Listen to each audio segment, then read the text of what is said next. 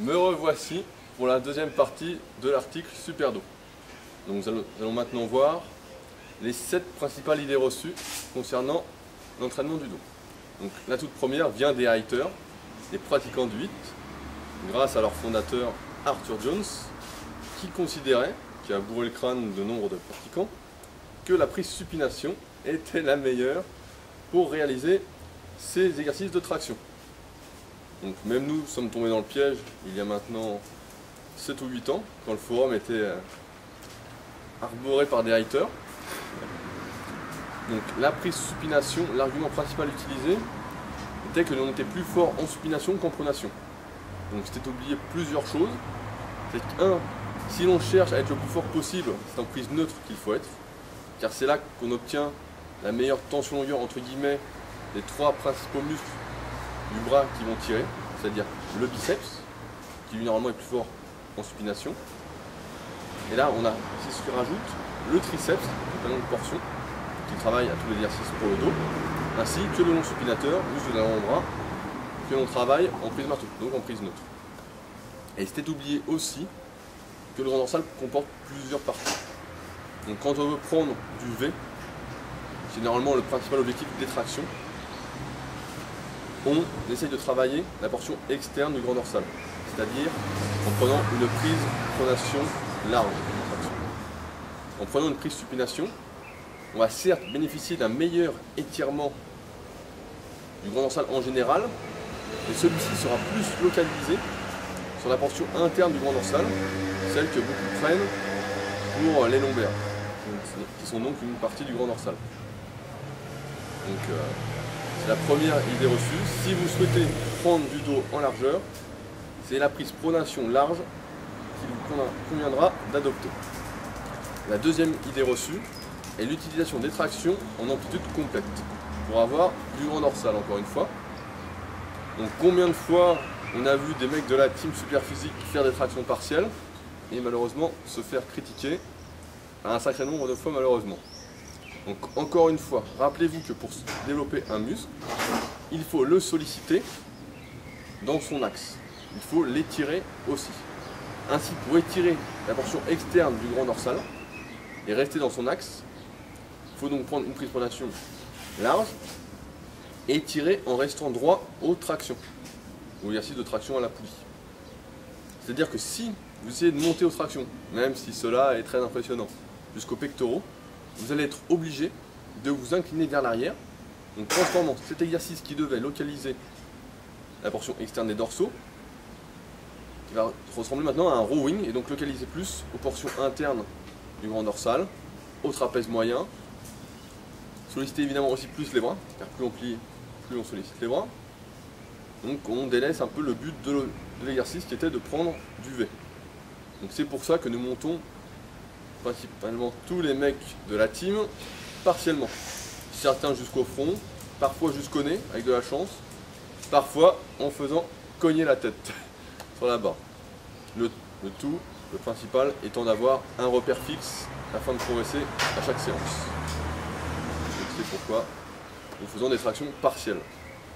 Le troisième point, on entend souvent dire aussi que les tractions poulies sont aussi efficaces que les tractions à la barre fixe. Le problème de la poulie est que celle-ci impose une résistance beaucoup plus douce que les exercices à la barre fixe. D'un côté, ceci est bien, on peut dire, car cela traumatise beaucoup moins les articulations, les tendons, mais malheureusement aussi les muscles. Donc les exercices de traction à la poulie sont recommandés lorsque vous n'avez pas assez de force pour réaliser vos exercices de traction à la barre fixe. En dehors de cette recommandation, restez à la barre fixe. La quatrième idée reçue concerne comment faut-il se pencher aux exercices de rowing avec barre. Donc on nous bassine sans arrêt également sur avoir le dos à 90 degrés par rapport au sol pour l'exercice de rowing bar, mais on oublie que ces exercices de rowing bar sont utilisés pour travailler l'épaisseur du dos, donc les trapèzes moyens et inférieurs principalement. Et ce n'est pas en se penchant à 90 degrés que l'on les contracte le mieux. C'est en se penchant à 45 degrés, comme vous avez pu le voir lors par exemple de ma vidéo de rowing à un bras que j'avais mis sur rudicoya.com. Donc c'est à 45 degrés que l'on contracte beaucoup mieux les muscles de l'épaisseur du dos. Donc par exemple en faisant le rowing bar à la version Yates. Là on sollicite vraiment les muscles de l'épaisseur et on est de plus dans une meilleure position pour contracter ces muscles, beaucoup moins fatigante. On n'est pas asphyxié avant d'avoir forcé. Donc la cinquième idée reçue concerne encore une fois les rowing. On nous bassine sans arrêt qu'au rowing à la poulie basse, il ne faut pas bouger le dos d'avant en arrière. La vérité c'est qu'on s'en fout complètement, tant que le bas du dos reste cambré. Tant que celui-ci reste cambré, vous ne risquez rien, et cela peut même être utile pour ceux qui ont du mal à décrocher les épaules d'avant en arrière lorsque vous faites vos exercices de dos. Le fait de bouger le buste d'avant en arrière, évidemment je ne vous dis pas de vous retrouver couché sur le dos à la fin de l'exercice. Donc le fait de faire ça peut vous aider à mieux solliciter les dorsaux ainsi que les trapèzes moyens, inférieurs, etc. La sixième idée reçue concerne le soulevé de terre. Donc on nous a dit que sans soulevé de terre, on ne peut se construire un dos énorme. Donc on a vu l'exemple de Gilles la semaine dernière, qui lui a la chance de se construire un super dos grâce au soulevé de terre. Mais rappelez-vous qu'aucun exercice n'est indispensable. N'allez pas risquer votre dos, la santé de votre dos, si vous avez déjà de gros problèmes ou vous n'avez pas la morphologie pour. Ne soyez pas fous. Il existe beaucoup d'exercices de substitution, comme l'exercice de rowing à la T-bar, de rowing yates en supination ou en pronation, le rowing à un bras avec haltère, qui conviendront pratiquement aussi bien que le soulevé de terre. Donc ne faites pas n'importe quoi sous prétexte qu'on vous a dit que c'était un exercice indispensable, etc. Les conseils n'engagent que ceux qui les donnent. Et enfin, la septième idée reçue, pour conclure ce petit chapitre, concerne les sangles. Donc je reçois beaucoup de demandes concernant cette question. Faut-il mettre des sangles ou non pour faire le dos? La réponse est oui. Jamais la force des avant-bras n'égalera celle que peut exprimer le grand dorsal, ou les trapèzes, ou les bras, etc.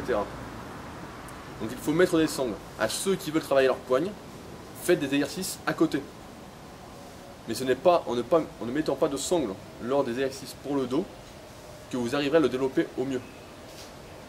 Il y a 99% de chances que vous soyez stoppé malheureusement par les avant-bras si vous ne mettez pas de sangles et non par les muscles du dos. Donc si vous voulez du dos, mettez des sangles et travaillez vos avant-bras et votre poigne à côté. Ce sera tout pour cette deuxième partie. A tout de suite pour aborder les programmes super largeur et super épaisseur.